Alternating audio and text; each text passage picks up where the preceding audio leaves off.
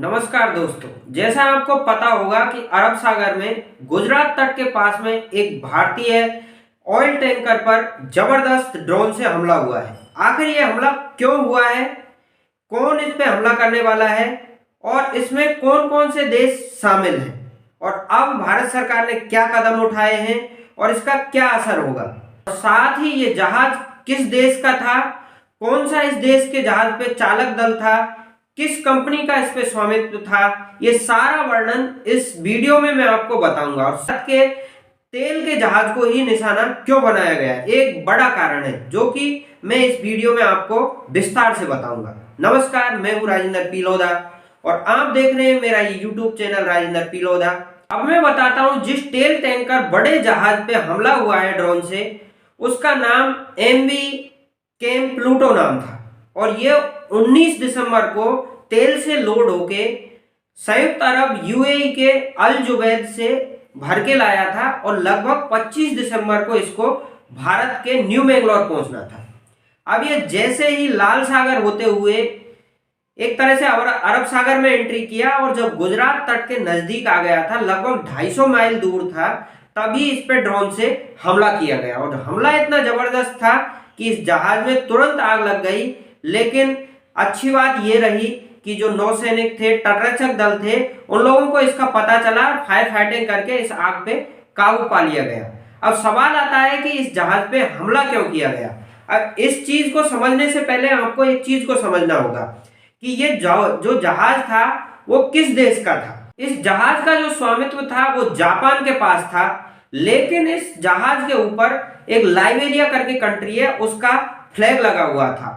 इस जहाज के संचालन की जिम्मेदारी थी वो नीदरलैंड को दी गई थी और इसके साथ ही जो इसका चालक दल था, उसके जो क्रू मेंबर थे, उसके चालक दल में 21 भारतीय थे और एक आदमी वियतनामी था। तो टोटल मिला के ये इसका खाका हो गया। तो मेन बात आती है कि इस पे हमला क्यों किया गया।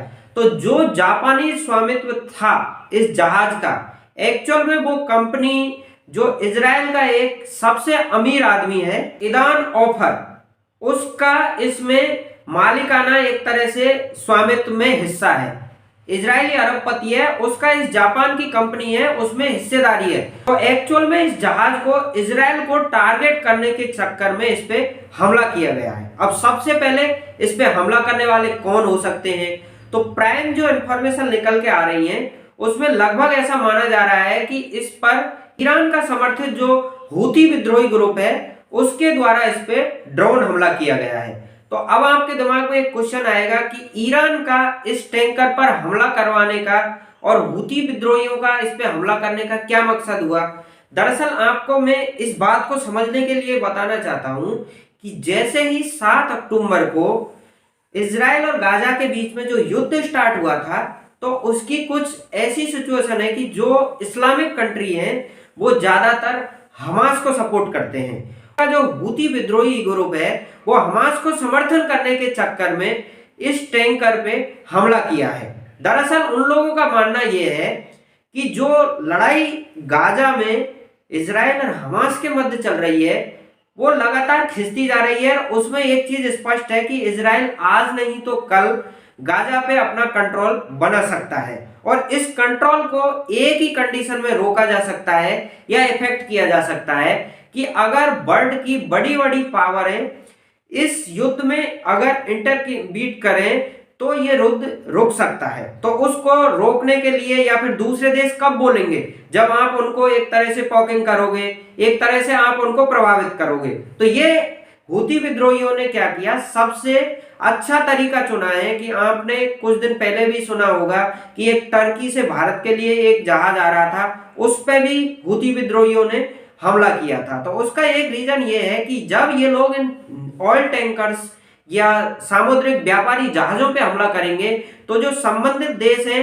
वो थोड़ा अपना रिएक्शन देंगे और जैसे ही रिएक्शन देंगे तो इस युद्ध को कम करने के लिए या बंद करने के लिए जो संबंधित पक्ष है, इजराइल जैसा देश है, उसको एक तरह से मजबूर करेंगे। इन लोगों का सोचना है। अब आपको लगेगा कि जो भारत आ रहा जो जहाज था प्लूटो, उस पे जैसे ही ड्रोन से हमला हुआ उसके बाद उसका क्या हुआ, तो अपना विक्रम करके युद्धपोत है भारत का, उस विक्रम करके युद्धपोत को भेजा गया और वो विक्रम युद्धपोत जो ये प्लूटो जिस जहाज पे आग लगी थी उसको बंबई के लिए रवाना कर दिया गया है और वो बंबई सलामत पहुंच चुका है। और मैं ये वीडियो सिर्फ मेरी मस्ती के लिए बनाता हूँ, इसको बनाने में मेरे को आनंद आता है, मेरा टाइम पास होता है, इसलिए मैं ये वीडियो बनाता हूँ। मेरे को ज़्यादा कुछ नहीं है। अगर आपको जानकारी इन्फॉर्मेटिव लगे और आप मेरे से जुड़ना चाहें तो आप मेरे से जुड़ सकते हैं। मैं लगातार ऐसे ही वीडियो अपलोड करता रहता हूँ। मिलते हैं किसी नए वीडियो के साथ। नमस्कार, जय हिंद।